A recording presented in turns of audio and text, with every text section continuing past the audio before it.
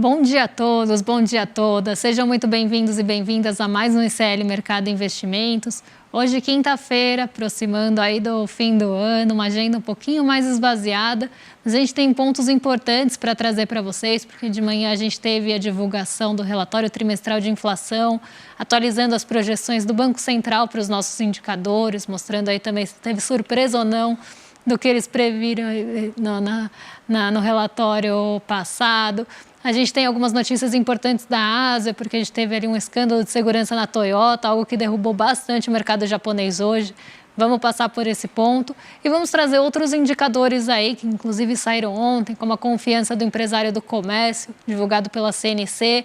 A gente tem também aí alguns dados do IBGE sobre trabalho infantil. Então vamos passar aí todos esses pontos com vocês. Mas antes, André, bom dia. Como é que você está nessa manhã? Bom dia, Débora. Bom dia a todos os nossos telespectadores. O relatório trimestral de inflação, acho que é a grande estrela do dia, né, que está mostrando justamente o que o Banco Central acredita que vai acontecer até o final desse ano. Tem poucos dias, mas os dados demoram um pouco para sair, então vamos ver o que o Banco Central fez. Se ele acertou, errou, inclusive, na condição de política monetária. Vamos também falar um pouco de trabalho infantil, que piorou durante o governo Bolsonaro. A gente vai trazer essa pesquisa aí do IBGE que está mostrando esses dados. Vamos falar da confiança do empresário e do consumidor também, que é a CNC, né, que colocou isso, né? Mas antes de tudo, né, já para vocês saber o que vocês podem enfrentar durante o dia, o que vai acontecer no dia de hoje, vamos já colocar a nossa agenda aí na tela? Então, hoje a gente teve, né, a divulgação, 8 horas da manhã, do Banco Central, do RTI. RTI é o apelido aí para relatório trimestral de inflação. Em seguida, o Banco Central da Turquia divulgou a política monetária por lá, taxa de juros acima de 40%, continuou acima ainda de 40% a taxa de juros lá. A Turquia tem essa política monetária aí quase maluca, né, que a gente vê acontecendo. Então, a gente tem aí mais de 40% de juros lá. Às 10h30, o Departamento do Comércio vai fazer a leitura final do PIB dos Estados Unidos no terceiro trimestre e também do PCI trimestral ali, leitura final. O Departamento de Trabalho dos Estados Unidos, às 10h30, vai apontar ali o número de pedidos de auxílio-desemprego, então aquele da semana e ali os acumulados, vamos pensar assim, até a semana do dia 9/12. Então aqui a gente tem dados de mercado de trabalho saindo lá nos Estados Unidos. A gente tem a coletiva aqui no Brasil com o Roberto Campos Neto e o Diogo Guilhem, né, que vão falar depois da divulgação do relatório trimestral de inflação. Então eles devem comentar aí um pouquinho sobre isso. E temos aí aqueles eventos que já estão acontecendo há algum tempo ali com dirigentes do Banco Central Europeu na Irlanda, então isso continua acontecendo hoje, mas para o fim da tarde a gente tem o Banco Central divulgando o fluxo cambial e reunião do Conselho Monetário Nacional, o CMN, aqui no Brasil. Então uma agenda, como eu falei, mais branda e com não tantos indicadores sendo divulgados, mas indicadores importantes, os que saíram são importantes. Então, algo para a gente ficar de olho. Então, já vamos partir agora para saber o que está acontecendo no mundo, nas bolsas, aquela notícia de todo santo dia que a gente já coloca para vocês, que para vocês lerem aqui no site, para vocês já saberem o que deve afetar o mercado, o que os mercados estão esperando de divulgação para o dia de hoje, quais são as principais preocupações, o que está puxando o mercado, seja para frente ou seja para trás. Então está aqui a nossa notícia, né, para vocês terem todo o detalhamento. Mas, Débora, você que toda manhã explica para nós aí tudo o que está acontecendo. Dá um giro no mercado, o que está acontecendo na Ásia, né? Teve problema, escândalo no Japão na Toyota, né? Então, explica para a gente isso. Exatamente. A Ásia continuou com o seu desempenho misto. Então, aquele desempenho que a gente vem observando nos últimos dias, ele continuou hoje na Ásia. Então, algumas bolsas subiram, outras caíram por motivos diferentes. Então, enquanto a China, né, e o Xangai Composto a gente vai ver no giro de mercado, subiu hoje, então a gente teve ali um dia mais positivo na China, até com o mercado lá se recuperando das perdas mais recentes. A gente teve um momento mais difícil aí para a bolsa chinesa nesses últimos dias da semana. Então a gente tem aí uma recuperação, sinais de recuperação lá no Xangai Composto. Mas, por outro lado, a gente tem o Nikkei 225 caindo bastante hoje. Então, ele caiu mais de 1%, Nikkei 225, quiserem colocar aí na tela, o Nikkei 225 caiu quase 1,60%, caiu 1,59% nessa manhã, justamente porque a gente teve um problema, né, na Toyota, um problema de segurança ali. Isso acabou fazendo com que a gente tivesse uma queda de mais de 4% nas ações da montadora, e isso puxou o Nikkei 225 para baixo. O que aconteceu na Toyota? Eles tiveram uma subsidiária da Toyota, informou que eles encontraram 174 irregularidades de segurança em 64 modelos de veículos, e parece que desde abril tinha um comitê ali já observando essas irregularidades, essas condutas aí em relação à segurança. Então já era algo que estava no radar, já estava sendo investigado, e hoje, né, a gente teve essa comunicação que foram realmente encontradas essas irregularidades. 174 não são poucas irregularidades. E aí hoje mesmo também a Toyota fez um recall de mais de 1 milhão de veículos nos Estados Unidos por conta de segurança de airbag, né? Problemas ali de airbag. Então isso acabou fazendo com que as ações da montadora caíssem muito, né? Um problema, né? Um escândalo mesmo, foi tratado como um escândalo de segurança. Esses veículos, né? Esses modelos aí da subsidiária da Toyota, inclusive eram vendidos pela matriz. Então a gente teve a venda suspensa tanto no Japão quanto no exterior. Então, realmente, algo que puxou muito a montadora para baixo. A gente teve queda de 4,03% nas ações da Toyota. Os concorrentes subiram, mas a Toyota afundou hoje. Isso puxou muito o Nikkei 225 para baixo.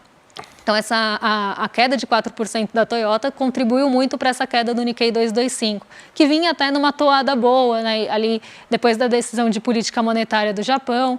Então, a gente tinha ali um Nikkei 225 em recuperação, e hoje ele volta para o terreno negativo por conta aí desse escândalo. Vamos para o Brasil então agora, porque a gente teve a divulgação nessa manhã, né, do relatório trimestral de inflação. O Banco Central ele sempre divulga esse relatório a cada 3 meses, até por isso que se chama trimestral, né? O último foi em setembro, final de setembro. E com isso a gente consegue ver o que o Banco Central estava projetando e está projetando agora para a economia brasileira, como que ele pensou para fazer as suas conduções de política monetária, se teve erro ou não. Então a gente tem todo um relatório bem detalhado, está lá no site do Banco Central, é só vocês entrarem lá. A notícia no nosso site também está bem completa aí para vocês saberem de maneira mais resumida o que está acontecendo, mas vamos começar a explicar agora tudo o que aconteceu nesse relatório. Primeira parte que a gente vai falar é justamente da previsão do PIB. Isso é importante porque quando você tem a previsão do PIB, também vai conduzir aí sobre o que você está esperando, né? Se eles acham que a economia está crescendo muito ou não, se deve forçar ou não uma queda. A gente teve aí um dado que não é muito usual, né? Que é o chamado hiato do produto, ainda está no terreno negativo, ou seja, isso aí significa que ainda tem espaço para corte de taxa de juros. Então, mesmo ele melhorando a previsão do PIB para esse ano, né, sendo mais otimista, não tem nenhuma possibilidade aí de pensar em aumentar a taxa de juros para conter esse aumento, né? Não estamos no caso dos Estados Unidos, por exemplo.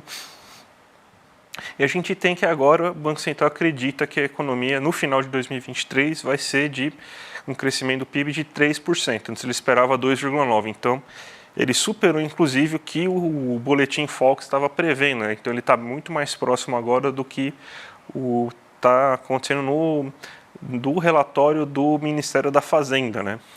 Ele acredita que vai ter um aumento ainda maior da agropecuária, ele acreditava que a agropecuária ia crescer 13%, agora ele acredita que a agropecuária vai crescer 15,5% nesse ano, né? O setor de serviços, ele também melhorou a expectativa, estava com crescimento 2,1%, ele acha que agora os serviços vão crescer 2,5%, só que ele piorou a sua perspectiva em relação à indústria, que antes ele acreditava no crescimento de 2% na indústria no total, agora o crescimento vai ser de só 1,3%. A indústria, então, continua sendo o ponto mais preocupante de todos em relação à nossa atividade industrial. A gente está mostrando as pesquisas mensais, como que a indústria está andando de lado. Então esse aí é o principal foco que tem que ter o governo Lula, né? Melhorar o setor industrial que está muito fragilizado. Então essa aí é uma das maiores preocupações que a gente tem. Quando a gente pega o que a gente chama de ótica da demanda, né? Ou ótica do consumo, né? A gente vê então como que esse PIB, né, está sendo gasto, justamente porque aquilo que é produzido tem que ser igual àquilo que é consumido. Essa é uma regra contábil na hora de você fazer o PIB.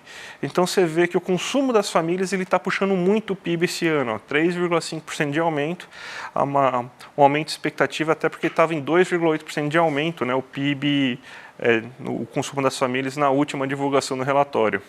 O consumo do governo provavelmente vai cair, então ele acreditava que o governo ia ter um aumento de gasto de 1,8%, agora o aumento do gasto vai ser de 1,3%, ou seja, existia uma certa desaceleração de gasto nesses últimos trimestres, justamente para chegar na meta fiscal aí desejada, então você teve essa redução aí do que o governo gastou, então também reduziu-se a projeção.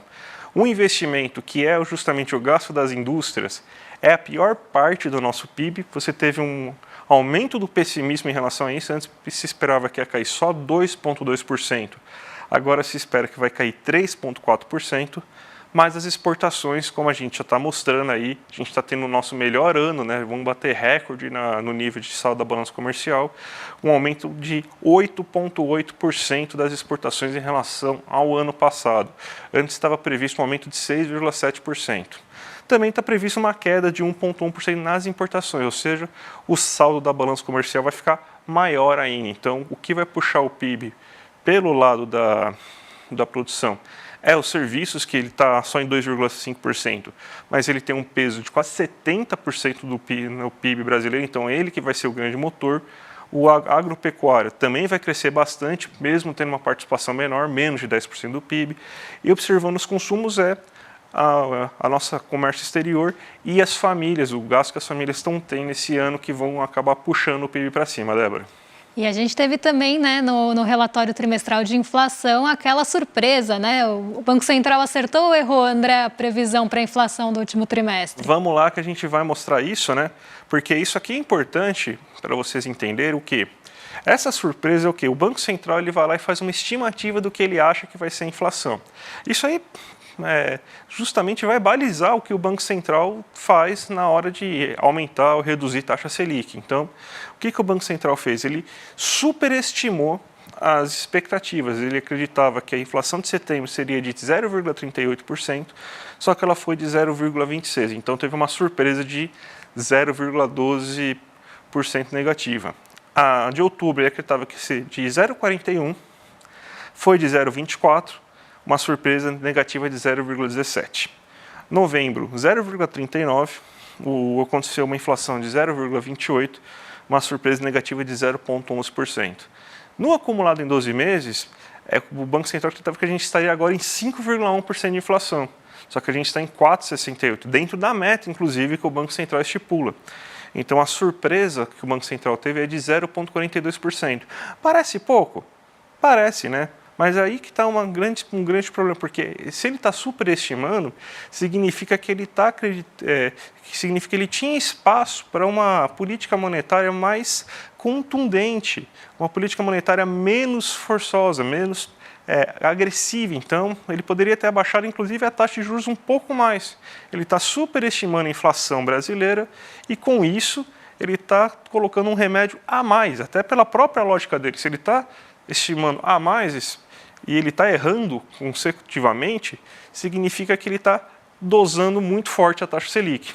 É algo que a gente tem que ficar de olho até para ver, né, como é que vai ficar essa surpresa nesse próximo trimestre, né, quando a gente tiver o fechamento, se o Banco Central vai errar ou não, mas algo que a gente já vem até falando aqui há algum tempo, né, que tem esse espaço, que a inflação está mostrando esse arrefecimento, teria esse espaço para um corte aí um pouco mais acelerado. Inclusive, agentes do mercado já estão falando nisso. Nas previsões da Selic do ano que vem já estão começando a ser revistas para baixo do relatório Focus por vários agentes. Então, aqui a gente deve ver uma mudança no ano que vem no relatório Focus para a Selic de 24 e a gente começa a ver essa pressão, até porque os dados inflacionários estão mostrando esse arrefecimento e até a expectativa para outros anos também. Então, a gente tem aí um espaço maior e o mercado, inclusive, deve começar a pressionar em relação a isso. Mas agora a gente vai falar de uma notícia triste, né? Porque o IBGE divulgou que o trabalho infantil no governo Bolsonaro aumentou, né? Algo que vinha em queda há alguns anos já. Acredito que qualquer governo do mundo aí tenha que ter como bandeira reduzir, né? Criança não deve trabalhar. E quando a gente está falando de trabalho infantil, A gente não está falando só de trabalho de menores de 18 anos, 16, 17 anos. A gente está falando de crianças de 5 a 13 anos de idade. Então, você teve um aumento desse tipo de trabalho. O IBGE mostrou que a característica desse trabalhador infantil é majoritariamente pessoas pretas e pardas. As pessoas brancas são só 30% desses pequenos trabalhadores infantis, né? E você estava tendo uma queda. Daí, no governo Bolsonaro, você teve um aumento, né? Que ele estava em 4,5%, né? Então você teve uma queda que desde os anos 2010, essa queda saiu de 5,1%, foi para 4,5%. Aí no governo Bolsonaro, em 4 anos, subiu para 4,9%. Então você teve uma piora considerável do trabalho infantil. Aumentou também a quantidade de pessoas em situação de trabalho infantil, né? Muitas crianças começaram a trabalhar. A gente teve a pandemia, óbvio, mas a gente tem que lembrar também que não foram poucas vezes que Bolsonaro e bolsonaristas falaram, né, sobre que acreditava que não tinha problema nenhum em uma criança trabalhar, gerar uma fonte de renda maior para a família. Quiseram, inclusive, fazer algumas propostas de legalização de trabalho infantil em algumas áreas, né? Chegou a se cogitar isso, né? Então, simplesmente o governo Bolsonaro ele não levou isso como bandeira e esse foi o resultado. Mais crianças trabalhando. E quando a gente está falando desses trabalhos infantis, a gente não está falando a gente está falando de trabalhos que prejudicam fisicamente e mentalmente as crianças. Então é isso que a gente está tratando. São trabalhos de risco, que colocam em risco a vida das crianças. Então, essa é mais uma mazela aí que vai demorar tempo para a gente conseguir curar do governo Bolsonaro, Débora. É uma tristeza mesmo essa interrupção da tendência de queda que tinha sido observada até 2019.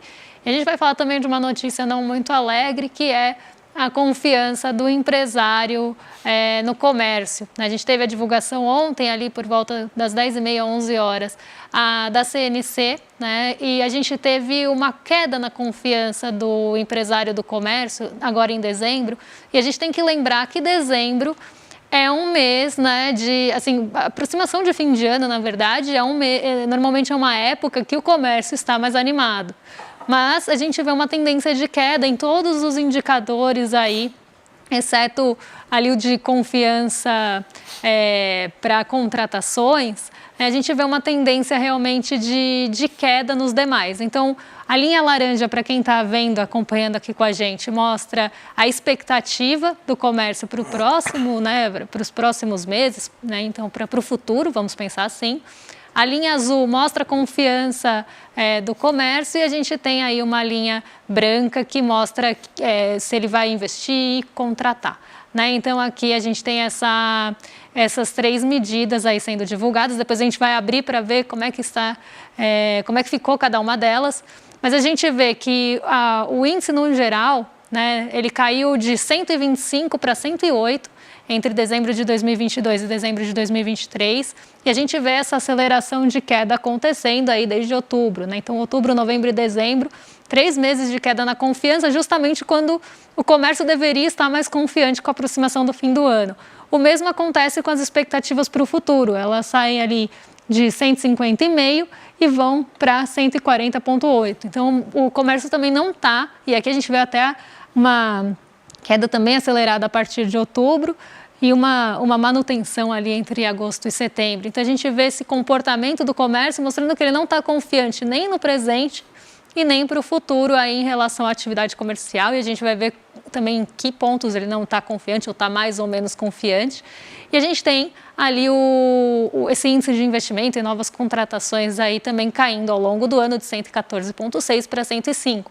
Então, a gente sabe, né, a gente vem falando disso há algum tempo, a situação do comércio não está das melhores, a atividade comercial ela está patinando muito, o comércio está sofrendo bastante, né, principalmente quando a gente fala de bens mais caros, esses bens ainda têm ali uma dificuldade de serem comprados e vendidos, né, aqui no mercado brasileiro, mas essa situação aí é bem complicada, principalmente na época que ela vem, né? Então, em vez do comércio estar mais otimista em relação ao fim do ano, ele está mais pessimista com o fim do ano.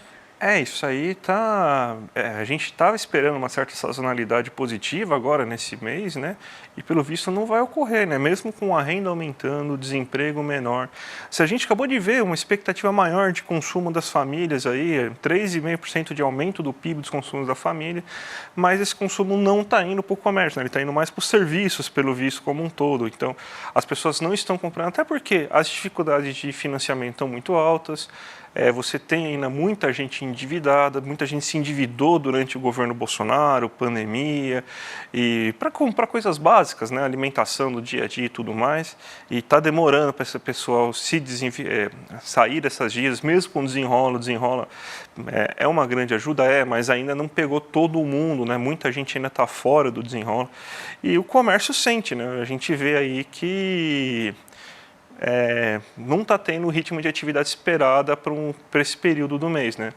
Vamos torcer para que essa confiança que seja só uma mera expectativa aí, que eles quebrem a cara, vamos dizer assim, que na verdade tem uma situação boa, mas é muito preocupante tudo isso, né, Débora? Exato, e a gente trouxe aí para vocês uma tabelinha que mostra exatamente onde estão esses pontos de fragilidade, né? Então a gente tem aí a variação entre novembro e dezembro, tá? Aqui está novembro, mas é novembro e dezembro, então considerem aí novembro e dezembro, e a variação acho que estão repetidas, né? Mas vamos olhar aí a variação em pontos percentuais e variação em percentual, de quanto mudou de um ano para o outro. E a gente vê, né, que tanto condições atuais da economia, condições atuais do setor caíram, né, 2,2 pontos percentuais entre os meses e 1,54 nas condições atuais do setor. Então, o comércio ele não está nem confiante, né, nem otimista com as condições atuais da economia, nem com as condições atuais do comércio. Nas expectativas futuras, a gente também vê queda tanto nas expectativas futuras para a economia quanto para o comércio em si, né? Então, aqui a gente vê realmente, né, traduzindo aquele gráfico de linhas, que não está bom aí, o comércio não está vendo um bom momento, nem para a economia, nem para o setor, e também não está vendo um futuro aí melhor, nem para a economia, nem para o setor. Então, uma queda de 3,17, 1,48. E aí a gente vê intenções em contratar, né, que é aquela outra linha que eu falei de investimento e contratação. A gente vê que teve uma queda de 1,07 entre os meses. Então, o comércio não está com intenções, né, de contratar, não está otimista, mas tem alguma intenção em investir. Então, a gente vê uma melhora aqui nas intenções de investir entre os meses. Então, talvez se a gente tivesse uma melhora nas expectativas para o futuro, talvez, inclusive, esses 3 últimos parâmetros aqui tivessem melhores. Mas a gente vê que a intenção em investir subiu um pouquinho. Então, dependendo das condições para o ano que vem, o comércio pode voltar a investir e melhorou, pelo menos, aí a confiança na situação dos estoques. Então, os estoques melhoraram e tem-se aí uma confiança que eles vão melhorar. Então, a gente tem também essa variação positiva aí de melhor confiança na situação dos estoques. Então, se os estoques estão numa melhor situação, talvez seja o momento de investir, comprar mais, mas eles ainda não vão fazer esse investimento grande se eles não verem aí uma melhora na expectativa para o futuro. Débora, não foi só o Brasil que melhorou o rating, né? A Petrobras também melhorou o rating, né? Então já vamos agora fazer um pacotão final aqui. Fala sobre essa mudança de rating da Petrobras aí e como isso afetou já nossas aberturas de mercado. Então, já vamos fazer esse pacotão então? Vamos. Ontem a gente teve, né, a divulgação da S&P no fim da tarde, né? Não foi algo que aconteceu logo no começo do dia, foi mais no fim da tarde mesmo. A revisão do rating da Petrobras, né? Então, aquela nota de crédito, se a empresa é uma boa pagadora ou não, assim como a gente teve do Brasil, a Petrobras também teve elevação. Então, ela saiu de BB- para BB. E a gente viu essa mudança em outras empresas também aqui da nossa Bolsa. E a Petrobras, ela tem um peso muito grande, né, no Ibovespa. E nesse fim de ano, quando a gente tem ali essa liquidez mais reduzida, quando a gente começa a ter menos negociações, quando o giro, né, quando a gente fala giro ali de negócios, a gente está falando do quanto teve de negociação em reais na Bolsa. Então, aqui a gente vê que tudo isso cai no fim do ano. E qualquer movimentação que a gente tenha, em ações de grande peso, elas ganham até um peso maior, justamente porque o resto está muito parado. Então, ontem a Petrobras ela se descolou, ontem foi um dia negativo para a nossa Bolsa, nosso Ibovespa estava naquela estabilidade que a gente falou no começo da manhã, até quase o fim do dia. Nos 45 minutos do segundo tempo, ela vai para o terreno negativo, acompanhando uma deterioração que teve em Nova York. Mas quem segurou essa queda nesse 0,79, que poderia ter sido pior, foi a Petrobras. Justamente porque a gente teve um dia de alta no preço do petróleo, não tão acelerada quanto a gente viu hoje na manhã do dia de ontem, mas a gente continuou com esse movimento de alta no preço do petróleo Brent, ele fechou em alta de 0,60 aproximadamente.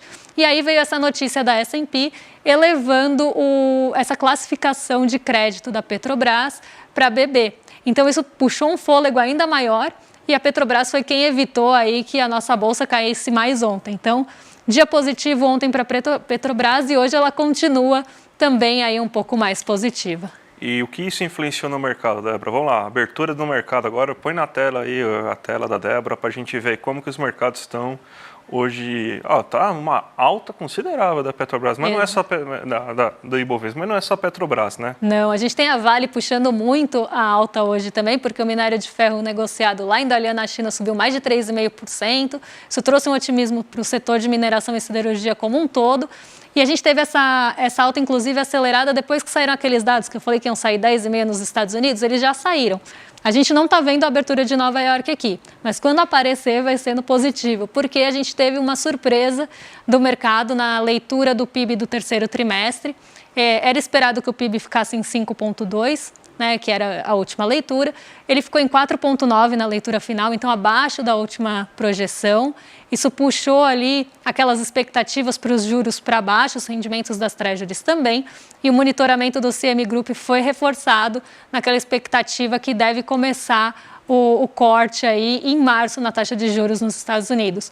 Outro ponto também o PCI trimestral, que é o índice de preços de gastos com consumo pessoal, uma medida que o Fed adora. Então, o Banco Central dos Estados Unidos olha muito para essa medida de inflação e ela também, na leitura final, ficou abaixo do anterior, ficou em 2,6, mostrou desaceleração em relação à leitura anterior.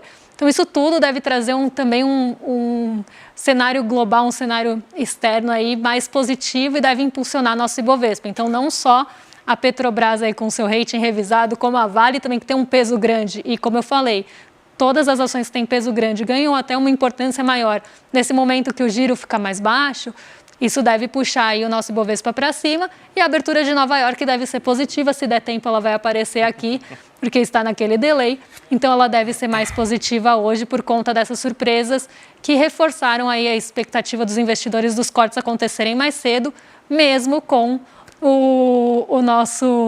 os dirigentes do Fed falando o contrário. Foi. Acertei, ó. 0,70 de alta no S&P.